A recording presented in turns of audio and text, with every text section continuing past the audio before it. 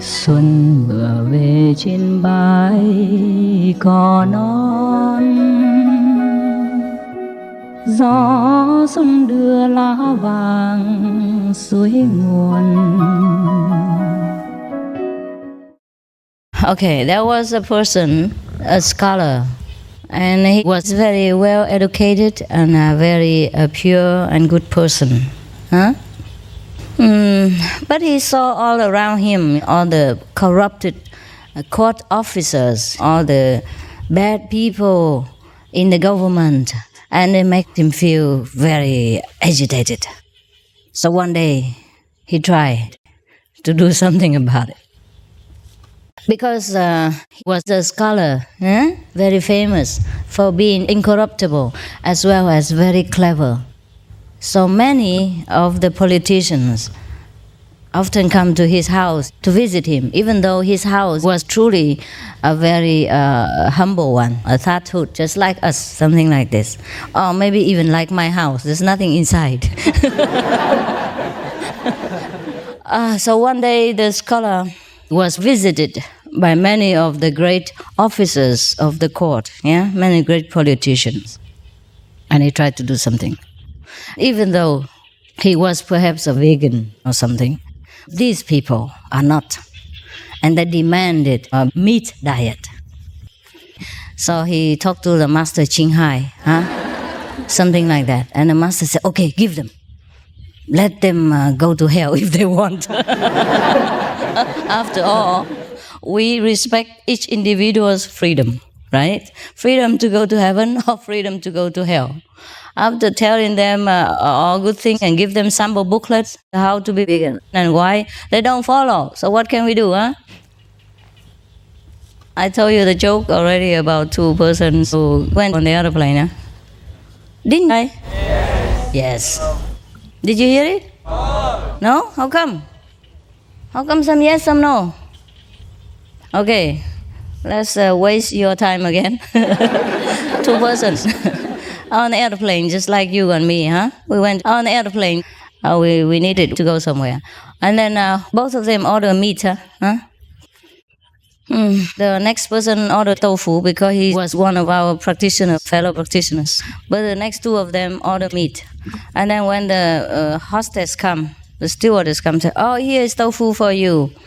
And here is pig for you. And here is chicken for you. For the two persons next door. And they protested. They said, no, both of us are pigs.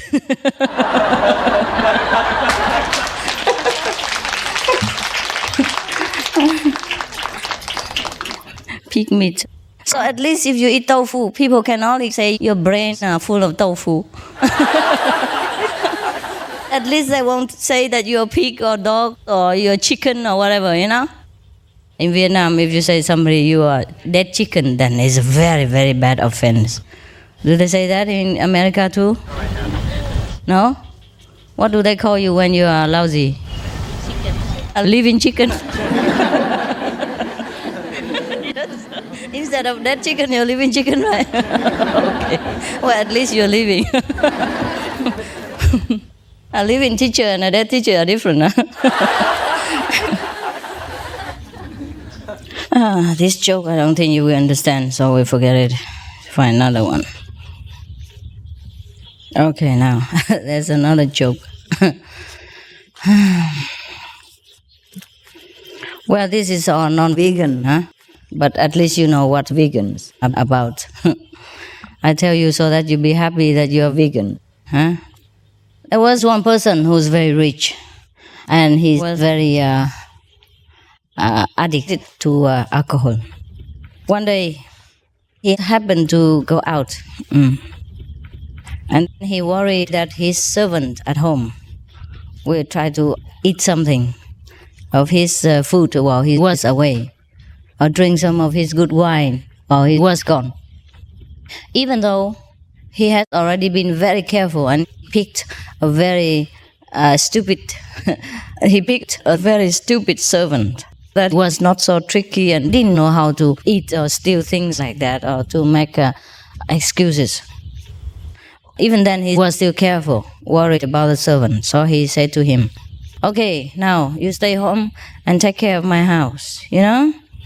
There is a piece of a pig hanging over there in the kitchen.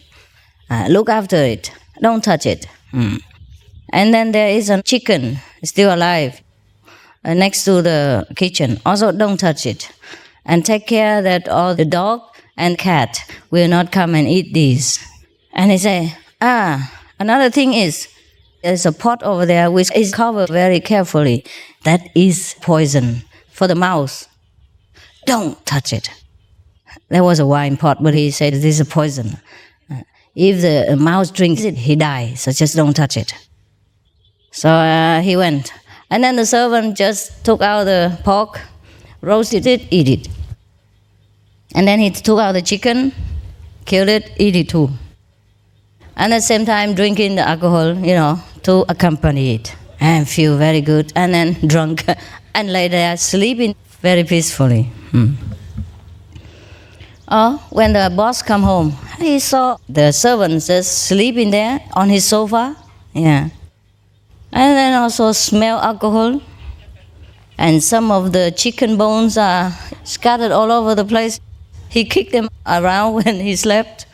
So he woke him up and say, what about my chicken? My pork, spare ribs. What happened to the poison over there? So the servant trying to cry, he cried hard. And he knelt down on the floor and he said, oh, please forgive me. I have really been very obedient to you. I tried to look after your house and everything.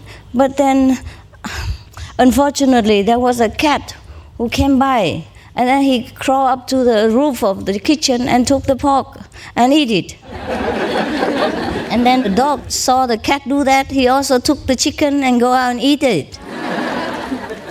I was so worried that when you came home, you would kill me. You scold me. So I took the poison.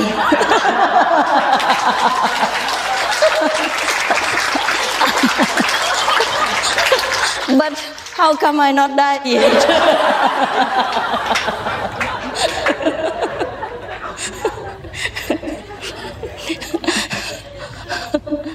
He want to kill himself.